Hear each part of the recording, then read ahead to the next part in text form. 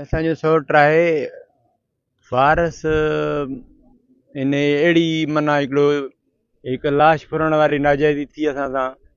लाश फुरण वारी नाजाइज़ी खां पोइ लाश असांखे न ॾिनो वियो, असांखां 2 ॾींहं इंतज़ारु करायो वियो आहे भई था कयूं जेको सो बिना ॻाल्हियुनि जे चोरी दफ़नायो वियो। बसि मां सम्झां थो जेका बिरादरी पंहिंजी आहे सा बसि सॼी सिंध ॾे निहारे पई त हाणे छा करिणो आहे, छा थियणो आहे।